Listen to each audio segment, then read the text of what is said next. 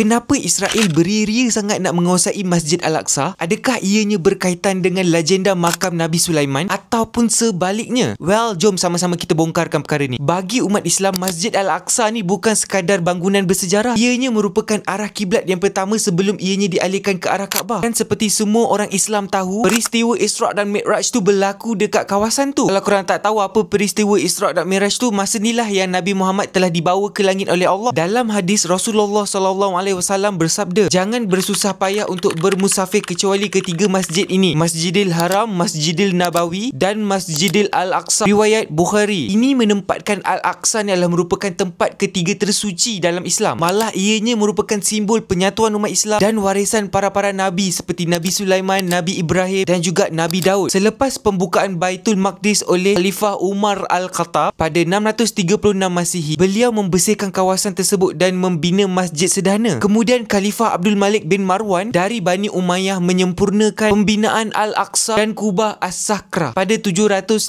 Masihi. Selama berabad-abad ianya menjadi pusat ilmu, simbol toleransi dan juga lambang kedaulatan Islam di bawah pemerintahan Uthmaniyah hingga tahun 1917. Tapi persoalannya sekarang ni, kenapa kawasan ni menjadi rebutan? Dalam tradisi Yahudi, kawasan ini dikenali sebagai Bukit Baik. Tapak kuil pertama iaitu Istana Nabi Sulaiman yang telah dihancurkan pada zaman Babylon pada tahun 586 Masihi, dan kuil kedua yang diruntuhkan Rom pada 70 Masihi. Bagi mereka, di sinilah terletaknya batu asas yang dinamakan dalam Inggeris sebagai Foundation Stone, yang dianggap sebagai pusat penciptaan dunia. Bagi umat Islam, batu asas ini juga penting sebab dekat atas inilah yang berdirinya Kubah As-Sakra, tempat Nabi Muhammad SAW bermi'raj. Jadi ia menyebabkan satu lokasi dan juga dua naratif yang bertembung. Ramai kelompok Yahudi religius percaya yang pembinaan kuil ketiga akan memulakan era Mesias, tapi lokasi tepatnya dipercayai di bawah Al-Aqsa. Di lain legenda berkaitan dengan makam Nabi Sulaiman, ada satu mitos yang sering dikaitkan dengan Al-Aqsa, iaitu buku sihir Nabi Sulaiman. Dalam tradisi Yahudi, kitab apokrif seperti Testament of Solomon yang dikatakan sebagai wasiat Nabi Sulaiman menceritakan bagaimana Nabi Sulaiman memiliki cincin ajaib yang bertulis nama Tuhan, which yang dipercayai oleh mereka membolehkannya menguasai jin, berkomunikasi dengan haiwan dan membina kuil dengan bantuan makhluk gaib. Kononnya Nabi Sulaiman ni mencatatkan segala ilmu majis dalam sebuah buku rahsia yang disembunyikan di bawah kuilnya. Buku ni dikatakan mengandungi ritual yang boleh memanggil roh, menyelesaikan penyakit hingga mengawal alam semula jadi. Mitos ini diperkukuhkan dengan teks Yahudi kuno yang bernama Masaket Kalim yang menyebut harta karun Nabi Sulaiman ni termasuk buku sihir tersimpan di bawah Baitul Maqdis dan hanya akan dijumpai semasa akhir zaman. Legenda ni tak mati di zaman kuno sahaja. Pada abad pertengahan muncul sebuah kitab iaitu Clavicula Salamonis, iaitu kunci Sulaiman, sebuah buku sihir yang kononnya dikaitkan dengan Nabi Sulaiman, which is digunakan dalam ritual oleh orang barat. Walaupun ianya dianggap palsu oleh sejarawan, buku ni sebenarnya telah menyalakan konspirasi moden. Adakah Israel ni mencari kunci mistik di bawah Al-Aqsa? Ada laporan daripada kumpulan aktivis Palestin yang mendakwa Israel melakukan penggalian rahsia di kawasan Al-Aqsa untuk mencari artefak Nabi Sulaiman. Walaupun benda ni tak ada bukti yang kukuh, kepercayaan ni tetap hidup dalam kalangan pendukung tegar Zionis yang mempercayai bahawa kuasa gaib daripada Nabi Sulaiman ni mampu mengembalikan keagungan Israel. What? Bagi yang mempercayai menguasai Al-Aqsa bukan sekadar politik, tapi juga misi spiritual untuk membongkar rahsia mistik yang telah pun mengubah kuasa dunia. Tapi sekarang ni kita kena bezakan di antara mitos dan juga fakta tau. Majoriti ahli sejarah dan juga ahli arkeologi menyatakan tiada bukti fizikal tentang buku Sulaiman. Bahkan ulama Yahudi Ortodoks sendiri menolak penggunaan sihir sebagai bertentangan dengan ajaran Torah. Namun dalam konflik seperti ini, mitos sering menjadi senjata naratif untuk membakar semangat dan juga legitimasi agenda. Kisah Sulaiman yang aku ceritakan tadi ni mungkin dongeng, tapi impaknya sangat nyata. Ketegangan di Al-Aqsa terus memakan korban dan wujud desas-desus yang mengatakan mereka menggali di bawah kawasan tersebut untuk mencari kuasa gaib ini. Sejak Israel menduduki Baitul Maqdis Timur pada tahun 1967, Masjid Al-Aqsa telah menjadi simbol perlawanan rakyat Palestin. Setiap percubaan untuk mengubah status quo seperti larangan untuk bersolat dan juga untuk melakukan kajian arkeologi, which is mencetuskan kemarahan global. Bagi Israel, menguasai Temple Mount ni adalah pengesahan hak sejarah, tapi bagi umat Islam pula, ia adalah pelindungan maruah agama. Konflik Al-Aqsa bukan sekadar soal tanah, ia adalah perang naratif antara sejarah yang ditulis dan politik yang dimainkan. Bagi umat Islam, Al-Aqsa ni adalah merupakan warisan Nabi yang perlu dipertahankan. Di manakah akal pemikiran orang yang sedang menjajah kawasan Palestin ni?